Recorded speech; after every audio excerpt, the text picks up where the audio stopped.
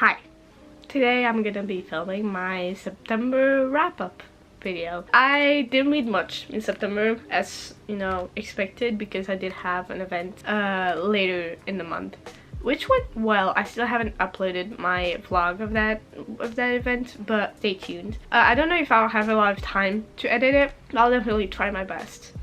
But yeah, so I only read 3 books this month, which is very small, but you know, it was still a vibe. It was still a vibe.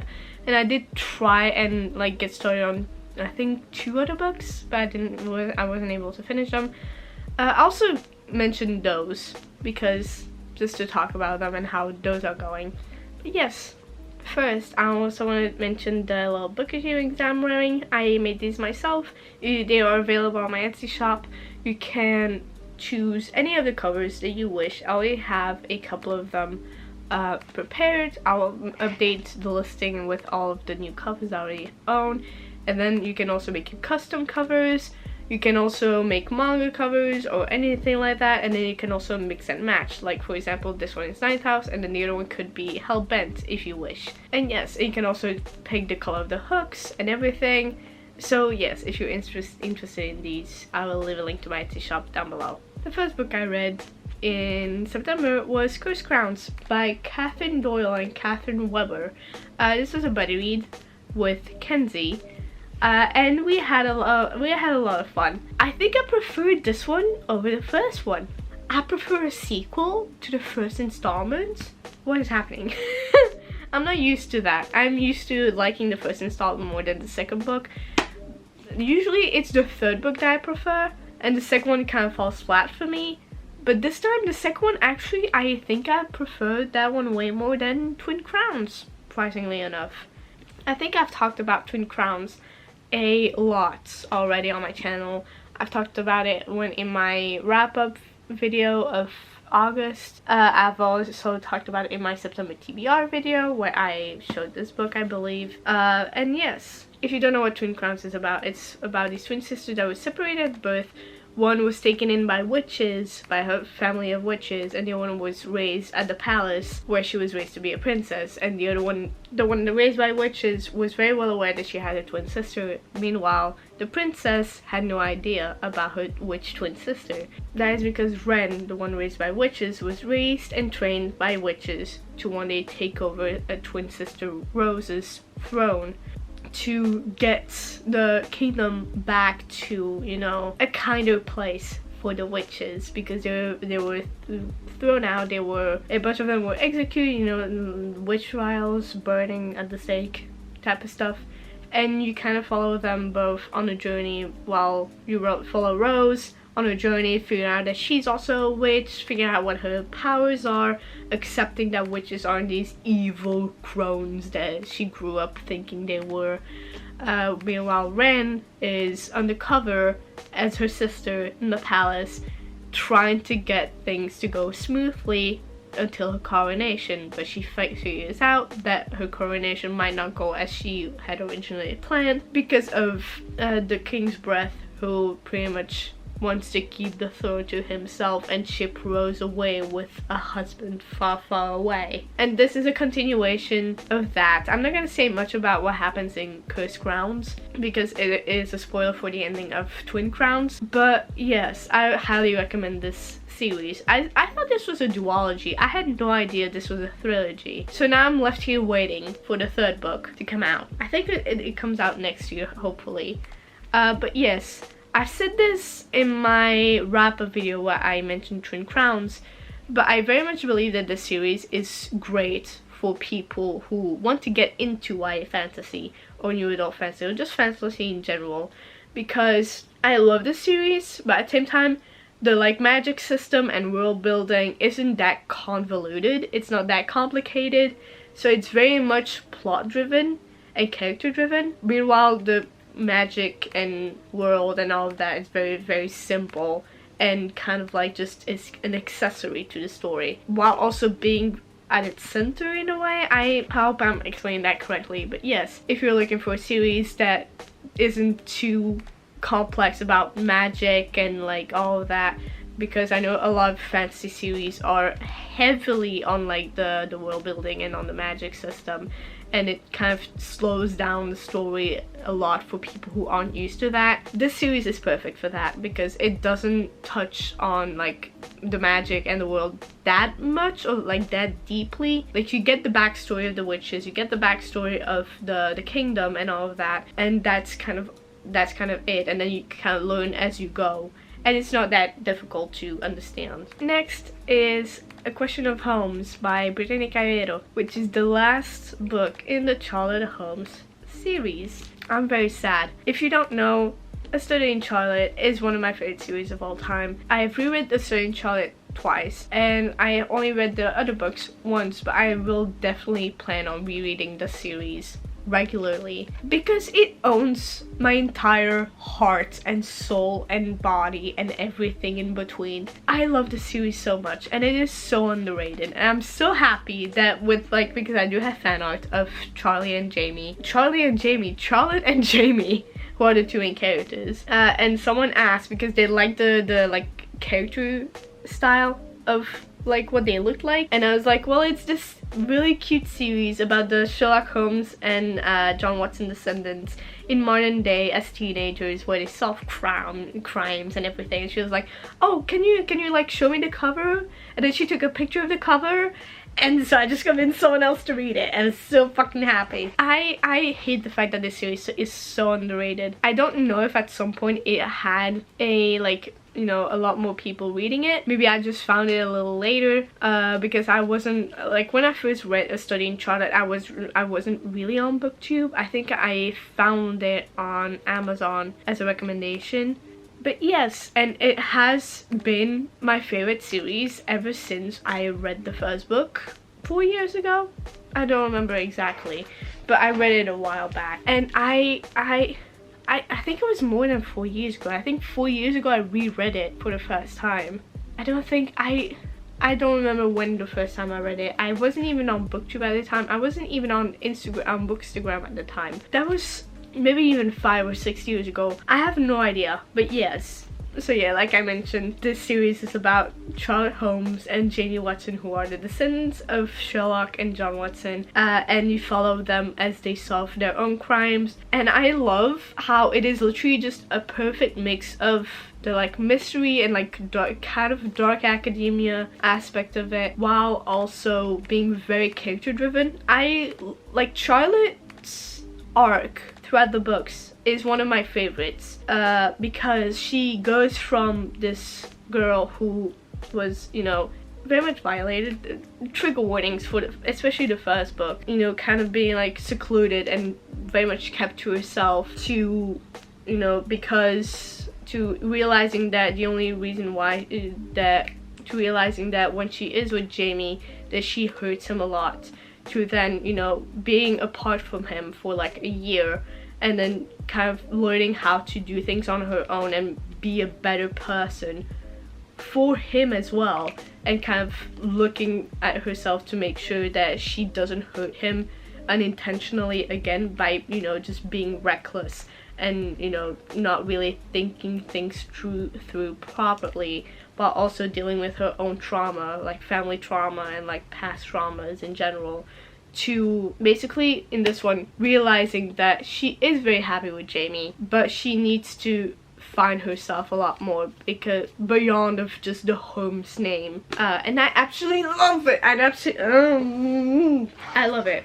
I absolutely love it. And also the comedy on this is on point, and I'm not the only one who feels this way, by the way, but Charlotte Holmes has the same energy as Wednesday Addams in the Wednesday TV show. Like, while reading A Question of Holmes, I was picturing Jenna Ortega as Charlotte, and it just fit perfectly because she played Wednesday the same way that I imagined Charlotte acting the way she did. So there might be a perfect casting for it as well. I don't know. But yes, I will forever try to get people to read this because it is such an underrated series. It is YA, but it's, because I know that YA sometimes gets a lot of shit for being kind of like cringy and like no, this one will literally eat your soul out, pure and simple. I absolutely love this series. I could talk about it for hours and just talk in circles about the same things, just to literally just vocalize how much I fucking love this series. And I'm probably gonna reread it next year, and I need a buddy to read it with because I need somebody to scream at, okay? For years I've been the only one in any friendships I've had that has read this book, that has read this series, and I have nobody to yell at. Except I did find someone on Instagram when I did draw Wednesday and Charlotte. I think I drew them both like very like soon, like back to back, like soon after each other. And I did mention in my Instagram story that Wednesday, like from the TV show, very much reminded me of Charlotte, and someone commented that they felt the same way, and then we started raving about the fucking series, and I absolutely fucking loved it. So yes, now I need more buddies to yell at about this series, and also to just, you know, introduce to the beauty of this series. Just fucking read it at this point. Last but not least, I read No Longer Human by Osamu Dazai, which I read yesterday to like cramp it in. I listened to it on audio, and oh my god. As you can see from like the posters, I absolutely love Bungo Stray Dogs. And if you don't know, Bungo Stray Dogs has characters who are loosely based off of real life authors. They have the same names as those authors. Most of them are Japanese authors, but like occasionally you'll have an episode with H.P. Lovecraft, you have Fitzgerald, there's a reoccurring character is Edgar Allan Poe, a bunch of others. There's even an appearance of Mark Twain in there as well. Like you get a whole thing. But one of the main characters, who is Osamu Dazai, is one of the most fucked up authors I've ever heard about. I don't think I'm gonna like really talk about it in depth, but it is like trigger warning. Osamu Dazai was an author who was obviously very troubled, and he throughout his life he has attempted multiple times to himself, and also when he got married, him and his wife together tried multiple times to themselves together until they succeeded. And so that is obviously very dark and like an obvious cry for help. The creators of Bungo Stray Dogs decided to take that character, to take that author, that very disturbed individual, and turn it into the most Tumblr-esque boy on fucking earth. Listen, Osamu Dazai in Bungo Stray Dogs is this quirky little character, and his quirk is that he dreams to commit the perfect self, yes, with a woman that he like loves. And every time there's even one episode where they're investigating a crime, and there's a woman that died, and then he just goes to her and is like, oh, she's so pretty, she could have committed a double meh with me. なんてことだ。過去のごとき華麗なるご婦人が若き命を散らすとは。悲嘆でこの胸が破れそうだよ。どうせなら私と心中してくれればよかったのに。 And I'm like, that's already very fucked up on its own, thinking about it, but like it's an anime, so what do you expect? But then to think that is based off of a real person who had obviously real struggles mentally. What do you mean? So yes, and so I just wanted to quickly read No Longer Human because it was pretty short, and I just wanted to know why exactly did they get the inspiration for that specific character. And I found it in fucking No Longer Human. Because listen, already right out of the gate from chapter 1, first couple of pages, the main character is fucking autistic. Plain and simple. There's a lot of talk about masking. There's a lot of talk about how he never fit in with his other peers because he never understood human beings.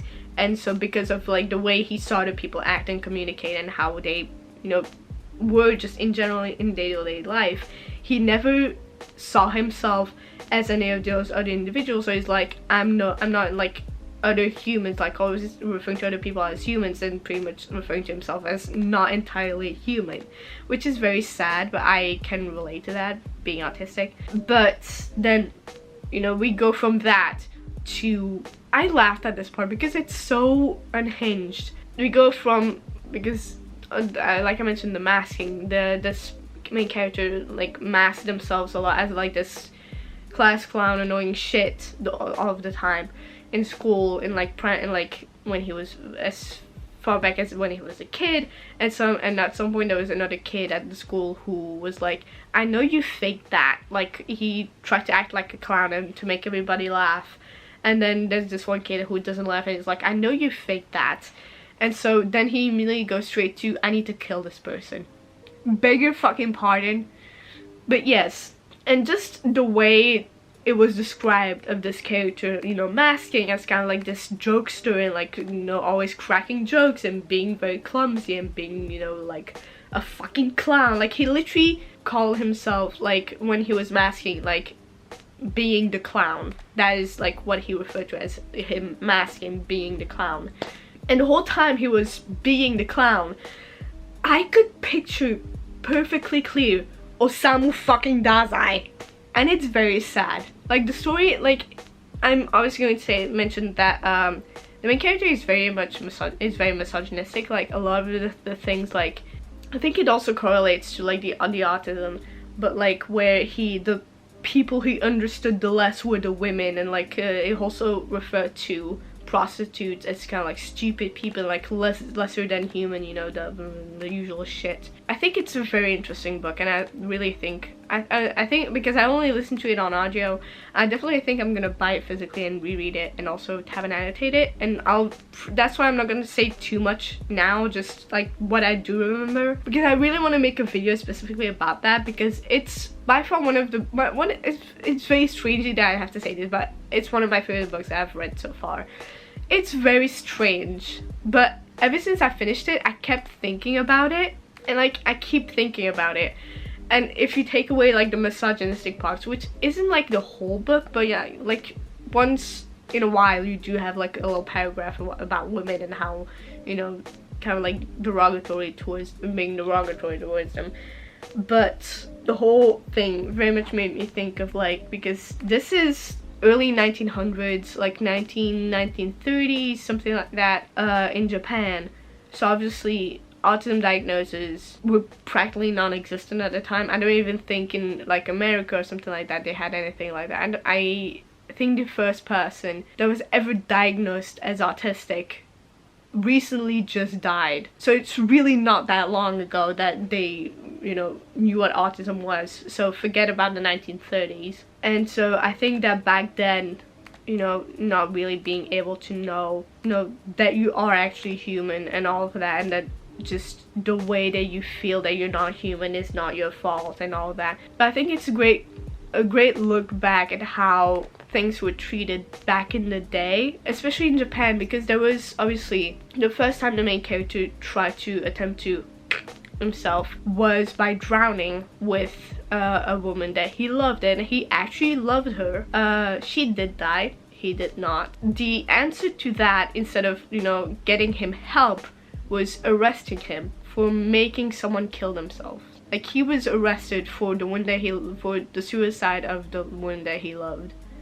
That took me aback at first, but then I did remember that this is the 1930s, and also in Japan, I don't know if it's still like this, but I do remember hearing something about how suicide is very much like, and mental health, like if you're mentally ill, it's very much looked down upon. And you kind of follow this man go further down and down into like to rock bottom, until at the end he is at a mental facility and literally treated as no longer human. It's a very sad book, but it's oh, I'm gonna cry. But yeah, I think it was a very interesting book to read. It was the first book that I read like that, and also the whole time, because I know that Osamu Dazai himself did try to himself multiple times, and also ultimately succeeded with his wife. Because of the main character, I saw a lot of similarities to that, obviously. within this book. So I'm like, is this kind of like an autobiography? Is it not? Because I definitely think that the author was, you know, putting that kind of pain in this book. And so I immediately looked up, like, the first paragraph. I was like, is this bitch autistic coded? I looked up if Osamu Dazai was autistic, and obviously a lot of scholars were like, obviously back then there was no like testing for autism or anything like that, any kind of resources to that, but a lot of scholars, you know, strongly believe that he was autistic. And I can definitely see that through No Longer Human, because the amount of times I related to the character was concerning. It wasn't just like on just like a quirky level, like it was literally just on like the personal experience with autism growing up and all that level. But yes, it was a very interesting book. It's definitely one of the darker books that I've ever read, but yes, and it's just thinking that book specifically, because I know it probably played into how the character of Dazai in Bungo Stray Dogs was portrayed. It's very concerning, and I think also it's very funny because the creator of Bungo Stray Dogs ships Dazai and Fyodor, who is also a real life author, who in real life, those two were enemies, like they hated each other. There is a mention of Fyodor in No Longer Human, but I read somewhere that they did hate each other, the two authors. Like specifically Dazai hated Fyodor in real life, and so, but the creator of Bungo Stray Dogs shipped Dazai and Fyodor in Bungo Stray Dogs together, but he thinks it would be disrespectful to the authors to make them, you know, come together, be in a relationship. And I'm like, sir, you took a very obviously disturbed human being and turned him into a fucking Tumblr boy, but you draw the line at the gays. Okay. That was just a little added thing. I'm gonna try and read at least one book of each of the authors that is mentioned in Bungo Stray Dogs, specifically the Japanese ones, because I do own a H.P. Lovecraft book. Obviously I own Dracula, because in season 5 apparently Bram Stoker is there as well, and there are vampires. I haven't seen season 5 yet. I've seen a couple of like clips on TikTok, and I'm absolutely terrified but very excited. So yeah, I don't know if for Halloween I should do a reaction to that season, or if I should just rewatch the entire show first and do a reaction to that, because I mean, I want to start making like reaction videos to like movies and TV shows that are slightly book related, like a book adaptation or something like that. And obviously an anime is an adaptation of a manga, so it still counts. But yeah, let me know if that's something you guys would like to see. I don't want to end it on this like dark note of No Longer Human, so I'm gonna go get the 2 books that I started in September as well, but I didn't finish, so I'll be right back. 2 books that I didn't finish in September were Love Theoretically by Ellie Hazelwood and As Good as Dead by Holly Jackson. This one I didn't finish because my friend Kenzie decided to join me and Steph to buddy read As Good as Dead, but she hadn't read Good Girl Bad Blood yet. Wait, no. Yeah, Good Girl Bad Blood. She hadn't read Good Girl Bad Blood yet. So she finished that one. Now she's slowly inching towards where me and Steph stopped, which is at the end of chapter 13. And yes, and then we're gonna buddy read it together. So that is why I didn't finish this book, but I am going to this month. Next, obviously, is Love Theoretically by Ellie Hazelwood, which is my very first Ellie Hazelwood book that I have ever read. I had never been interested in her books because all I ever heard of her books is, you know, it was never really interesting to me. Also, the fact that I know that the way she writes is a lot of like, she's very short and petite and like la la la la la, and then he's very tall and broody and I don't like that. I think that's very annoying, especially if that's the only descriptor that the character ever gets, is that he's really tall, she's very petite, and I hate that. And I know that is every single one of her books, but I have heard a lot of praise for this one. I know also like to the point where I actually got interested. And so yeah, I'm not hating it. I'm just for in. I don't hate it. Do I think it's gonna be like it's gonna make me want to read every single one of Ellie Hazelwood's books. No, definitely not, because I'm not smart. Most of the time I don't know what they're talking about when it comes to like the science stuff. But yes, I am, you know, I'm not hating it. I'm also not loving it, but you know, I'm gonna keep reading it. I'm not to the point where I want to DNF it. I think I'm gonna get to the 50% mark and then decide if I want to DNF it or like just continue. I don't know, you know, if I definitely don't think I'll fully DNF it. I think I'll stop DNF and just like pick it up once in a while when I feel like it, because I haven't continued reading it in like a couple of days. I haven't continued reading it ever since the event finished, which was last Sunday, so about a week, and I haven't missed it. Like I haven't felt to like I haven't felt the need to like reach for it and continue reading it. So yeah. But I'll definitely still give it a try, because otherwise I'm afraid that Mal is going to hate me. So yeah, that was my September wrap up. A very short wrap up compared to my August wrap up. But I was already expecting not being able to read as much as the month before, just because of the event and all that and the planning and everything. This month I feel like will be very similar, because I do have 3 different things planned. And I also have to prep with the earrings. I think with the earrings it's gonna be a lot easier, because I already got a hang of how to make them, and like I'm going pretty fast with them. But yes, the only problem is my printing paper, because I really explained this in my August reading vlogs, and then also explained it a bit more in my Made in Asia vlog, where the paper that I used seemingly doesn't exist anymore, and so now I don't know when I'll be able to get that same paper, but I ordered a different kind of paper again, and so I'm waiting to see how that's gonna go. But yes, I hope you guys liked this video.